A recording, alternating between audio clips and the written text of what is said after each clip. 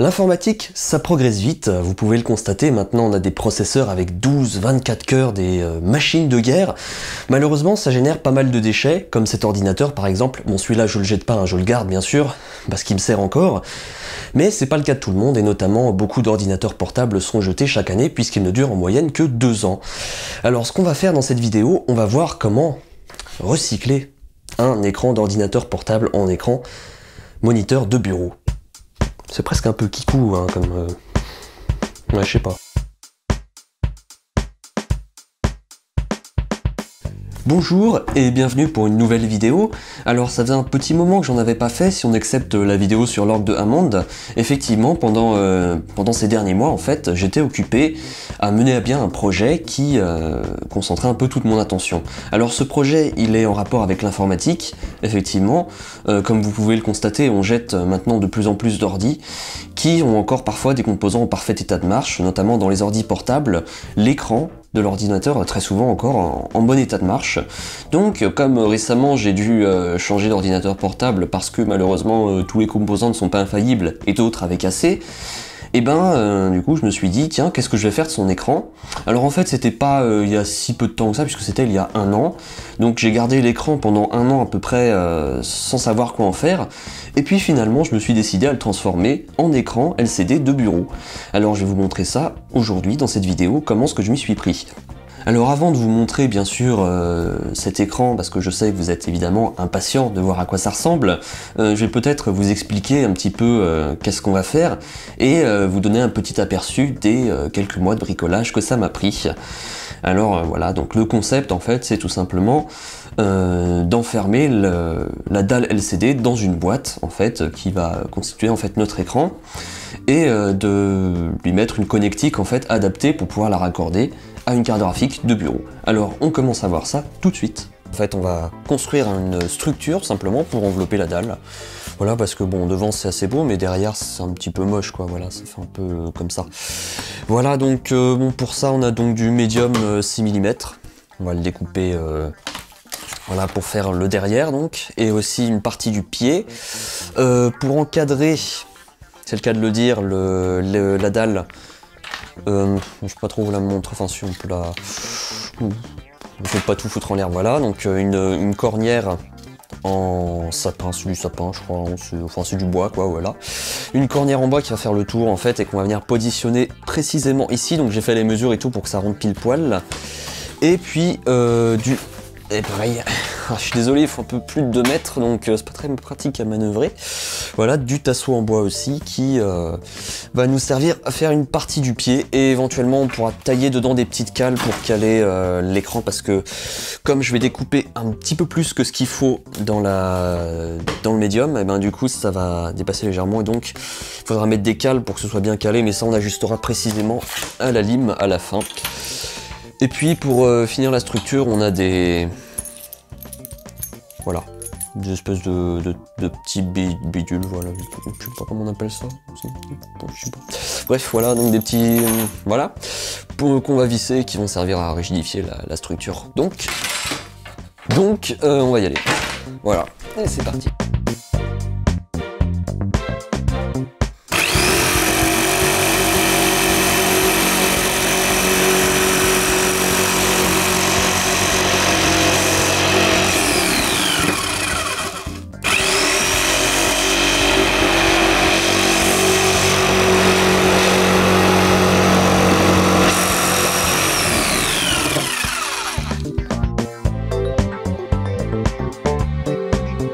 On va couper donc nos baguettes, la cornière, seulement pour la couper bien à 45 degrés, parce que moi je veux faire un truc bien propre, bien joli. On va utiliser ça, donc une scie super pratique, parce que ici on peut choisir l'angle et c'est hyper précis.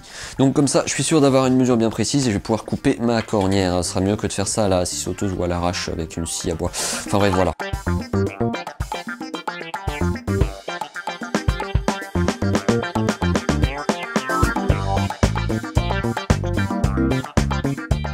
Alors, nos baguettes sont finies, hein. Donc je peux vous le prouver, ça s'assemble bien en un cadre. Le haut, le bas, Le montant droit qui est celui-là. Attendez. Voilà, ça se met bien. Attends, je suis en face. Voilà. Bon. Si, ça marche. Hein. Hop, voilà, ça fait bien un cadre. Voilà, la petite difficulté maintenant va consister à assembler tout ça pour en faire un cadre mais qui soit solide. Voilà, donc on va utiliser de la colle à bois à prise extra rapide, je crois, hein, c'est ça? Prise rapide, ouais. Je sais pas ce que ça veut dire, prise rapide, je crois que ça veut dire 2 heures, un truc comme ça. Je vois pas ce qu'il y a de rapide dans le truc, mais bon. Peut-être plus rapide que de la colle à bois classique. Bon, si j'arrive à l'ouvrir, ce sera pas mal. Mais là, c'est qu'elle a décidé de me... Ah! Eh ben quand même, faut utiliser un marteau pour ouvrir de la colle à bois maintenant. Bon, elle marche au moins cette colle à bois?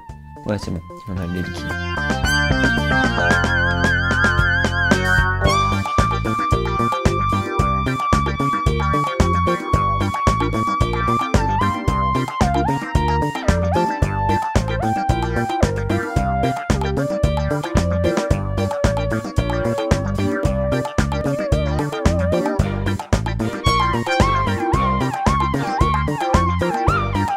Alors, ce qu'on va faire, on va fabriquer tout de suite le pied pendant que ça sèche. Donc pour ça, on va utiliser du tasseau de 27 mm.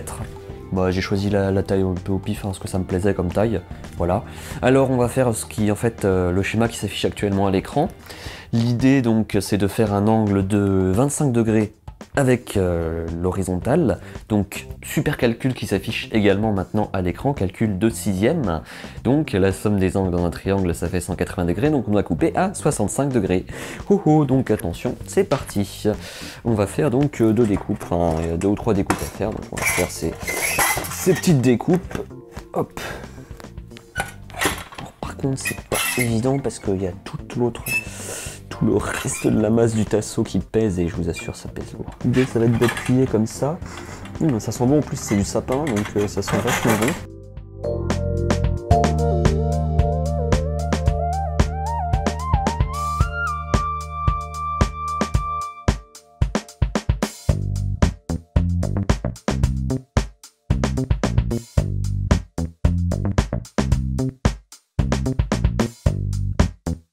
Voilà, donc ça fait une pièce pas mal. Oui, donc ça c'est ce qui va se mettre en fait. On aura, je pense, l'écran ici, pif, et puis l'autre côté ici, le reste du pied qui va donc nous. Donc ça va nous relier l'écran. Voilà, je sais pas, moi je trouve ça pas mal comme idée, comme concept. Voilà, donc une petite pièce sympa.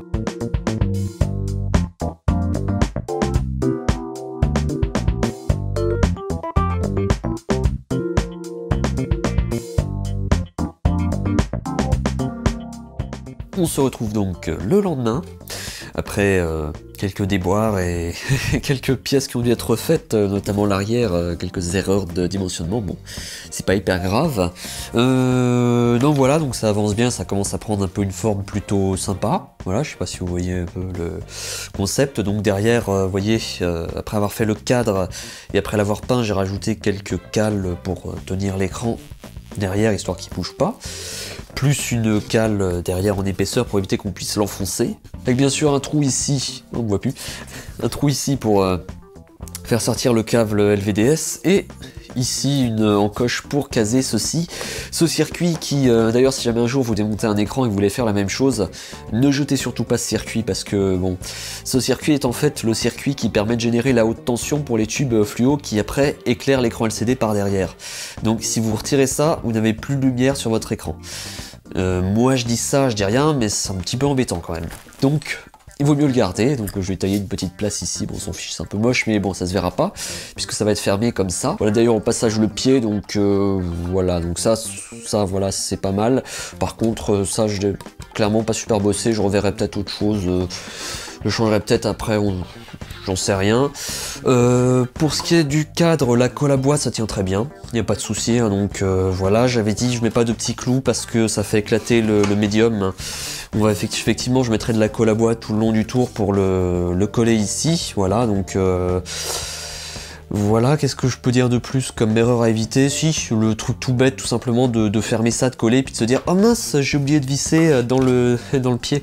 Ça par exemple, voilà, donc bon, c'est bon, j'y ai pensé. Et puis voilà, donc je pense que avec ça, la partie bricolage c'est bon. Je donnerai peut-être des infos complémentaires hors de la vidéo dans la description. Donc à regarder, à lire, et pour l'instant on va passer à l'électronique, donc le câblage LVDS, on va apprendre beaucoup de choses, on va avoir beaucoup de choses à parler. Donc voilà, la suite dès que j'aurai le temps. Alors on se retrouve 2 semaines après, donc 2 semaines après le début de la fabrication de l'écran, puisqu'il a fallu 2 semaines pour importer donc le circuit électronique de Chine, le circuit qui va nous permettre de commander l'écran. Donc ça commence à ressembler quand même à quelque chose, hein. Voilà, c'est pas mal, il ne reste plus qu'à le fixer sur son pied. Et donc ce dont on va parler tout de suite en fait, ça va être donc de ça, de comment est-ce que ça se branche et donc de tout ce qu'on peut faire avec ça en fait, puisque comme je l'ai dit, donc les connectiques d'écran d'ordinateur portable, c'est un peu spécial, c'est pas du tout du VGA, de l'HDMI ou du DVI tel qu'on voit ici, mais c'est un connecteur spécial qui s'appelle un connecteur LVDS, donc une sorte de prise comme ça, plate, à tronc de broche. Donc c'est pour ça qu'il faut une interface spécifique en fait pour convertir les signaux DVI et VGA standard vers du LVDS. Donc après ça peut se bricoler soi-même ce genre d'interface, mais c'est un peu fastidieux à faire, puisque le LVDS en fait c'est une technologie qui utilise à peu près, qui marche sur une fréquence d'environ 100 MHz, donc après ça pose beaucoup de problèmes en termes de conception de carte et ça devient très compliqué. Donc très vite ça peut prendre quelques mois pour la fabriquer, donc autant l'acheter toute faite, hein. C'est ce qu'il y a plus de pratique. Alors après avec ça on a, ils sont sympas parce qu'ils fournissent en fait l'onduleur qui va être nécessaire à allumer l'écran. Donc je vous avais dit de pas le paumer parce que sinon après vous pourriez plus allumer votre écran, mais en fait du coup c'est bon, ils en fournissent un. D'ailleurs celui de l'écran que j'avais gardé, j'ai pas réussi à le faire fonctionner, donc je vais utiliser celui qui était fourni. Et puis les boutons, donc pour régler l'écran tout simplement. Voilà, donc ceux-là ils seront fixés en dessous. Et donc du coup voilà, il reste plus donc à brancher tout ça, à visser cette plaquette derrière l'écran et lui faire un petit boîtier, et puis du coup ce sera fini après. Oui, alors quelques petits commentaires sur la carte électronique. Donc déjà je l'ai acheté sur un certain magasin de vente aux enchères en ligne, donc je pense que vous voyez bien de quoi il s'agit. Donc il y en a à peu près pour tous les modèles d'écran, donc si votre écran est assez standard, il n'y aura aucun problème. N'hésitez pas à regarder hein, sur la boutique quels sont les modèles d'écran supportés, et quand vous passez commande, demandez-leur, hein, parce qu'en général ils vous font le package en fonction de votre écran, donc il faut leur spécifier le modèle d'écran, et le résultat c'est vraiment pas mal, hein, parce que du coup il suffit de brancher puis ça marche tout de suite, hein. Moi mon écran aucun problème. Donc en termes de connectique c'est assez sympa parce qu'on a du VGA, du DVI et de l'HDMI. Donc on a les trois, voilà, donc ça s'adapte à peu près à tout, donc on est sûr d'être tranquille. On a même aussi les entrées audio, mais moi je les exploite pas. Et puis voilà quoi, c'est vrai que le truc est vraiment bien fini, c'est-à-dire qu'on a tout qui est fourni, voilà, donc il n'y a plus qu'à visser, plus qu'à brancher, et puis c'est fait quoi en fait. Donc du coup, pour peu que votre écran soit supporté, n'hésitez pas à vous lancer en ce type de bricolage, hein, parce que bon, franchement faire ça c'est pas hyper compliqué quoi. Et voici donc l'écran en fonctionnement, comme vous le voyez, finalement c'est un écran de bureau tout à fait normal. Voilà, alors qu'est-ce qu'on peut faire, je sais pas, voilà, donc je vous montre en 2 minutes un petit peu, hein, voilà. Je sais pas si vous voyez très bien de là où vous êtes, mais on voit ici, tout ici, des petites ondulations, hein, des petites ondulations pas super belles, malheureusement, mais bon, ça alors après, je pense que c'est un problème d'interférence entre comment dire, l'onduleur qui va alimenter les tubes fluo hein, derrière l'écran et le circuit finalement, parce qu'ils sont placés assez proches derrière comme vous avez pu le voir, mais ça bon, pas trop possible de faire mieux.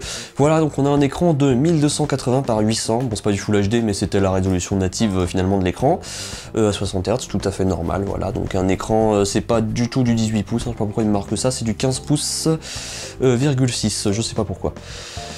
Voilà, alors bon voilà, plein de choses, je sais, à vrai dire je sais pas trop quoi vous dire parce que voilà, donc c'est juste un écran tout simplement.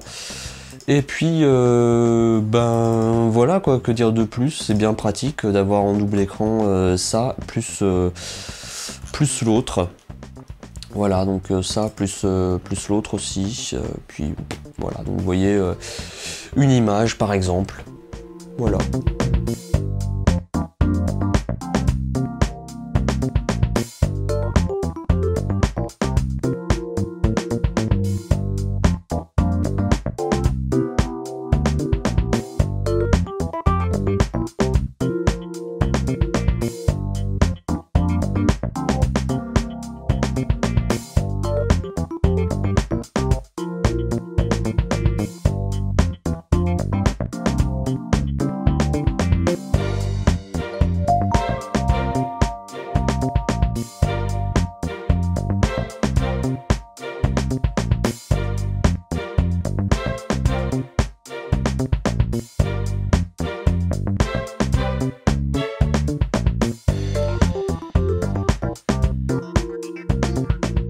Et bien voilà, on arrive donc à la fin de cette vidéo. Je vous remercie de l'avoir suivi avec autant d'attention. J'espère qu'elle vous aura intéressé. Voici donc mon bel écran en fonctionnement. Voilà, donc j'ai gagné un double screen avec ça. Oui, là je vous en montre qu'un seul, l'autre il me sert à faire le cadrage, il est derrière là-bas. Voilà, donc que dire de plus, sinon à la prochaine vidéo. Si vous voulez vous tenir au courant, n'hésitez pas à regarder Twitter et mon site internet. Donc voici les adresses ici. Et puis, bien voilà, à la prochaine fois. Au revoir.